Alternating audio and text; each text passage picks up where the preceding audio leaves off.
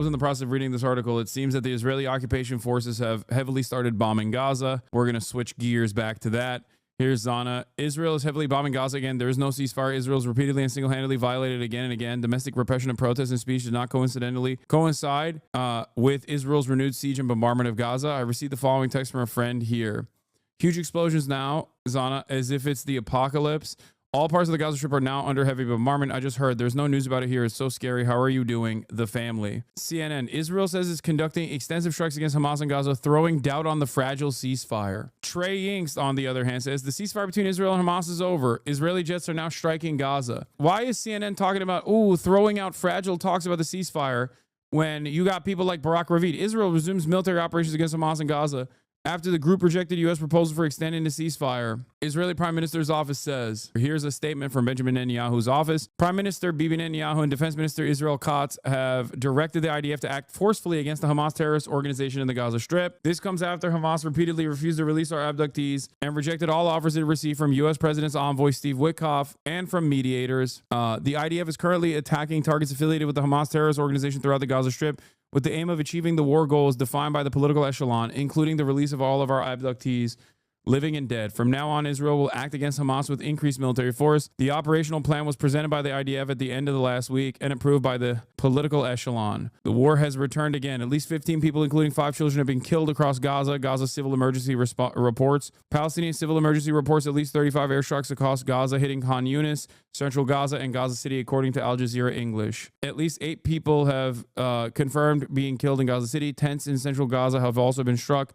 Video shows killed and injured, including children arriving at the Indonesian hospital following strikes in Beit Hanun and Beit Laiha project in the north. Al Jazeera Live with Moin Rabbani. The other comment I would make is that Israel could not be doing what it is doing tonight without the approval of the United States. If Washington sends orders to Israel that Israel is required to implement the agreement and to basically stop the slaughter of the Palestinians, so Muin, it would immediately end. Just to be clear on what you're saying, you believe that the United States will have known that Israel was going to carry out these strikes, and it's doing it with the backing. And I think there are already reports that the Israelis are stating that they informed the Americans beforehand, which is another way of saying they sought and received U.S. permission prior to launching these strikes. Now, as far as the American attitude is concerned, that's also a little unclear. Do they hope to use these Israeli strikes, killing dozens of Palestinians, as a negotiating tactic, so to speak, to increase the pressure on Hamas? What is your sense? Is this a negotiation tactic, or is this the end of the ceasefire? A negotiation tactic. It's really difficult to say at this point. I suspect that that's crazy. From the American perspective, it's being seen as a negotiating tactic. What a crazy way to negotiate. To use this to derail the agreement in their entirety. Let's just kill 30 civilians and continue. So we'll have to see how this plays out. Hamas, from its perspective, believes it has shown flexibility by agreeing to a limited extension of the first phase, provided that serious negotiations immediately commence on the second stage. And this is something that appears to have been it's like claiming that you're haggling to buy a horse by stealing the horse and then beating the shit out of that person. But you're like, well, I was just haggling. To us on the news, $0 for this horse. Well, how much appetite? I mean, you're in the States. We've seen protests restart in various places around the world, including Canada, against the recent blockade by Israel.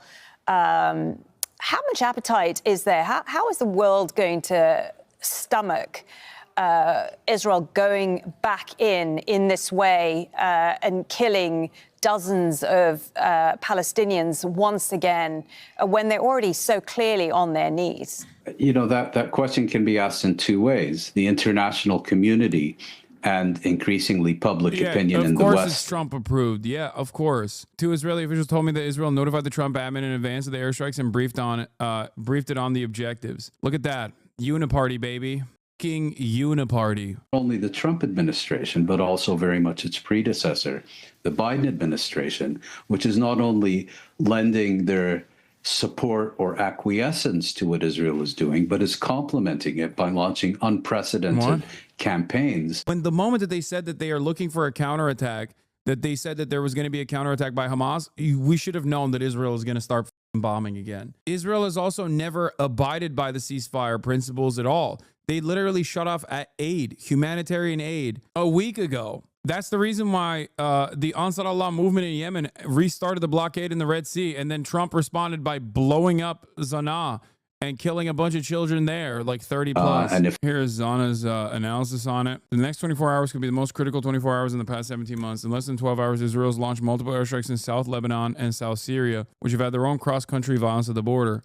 While the U.S. has carried out major attacks in Yemen that killed upwards of 50 people, Israel has now also resumed heavy bombardment across Gaza. Iran is on high alert, anticipating a possible U.S. strike following Trump's threats. The Department of Defense just announced that 3 additional aircraft carriers are heading to the Middle East. I love the peace candidate, man.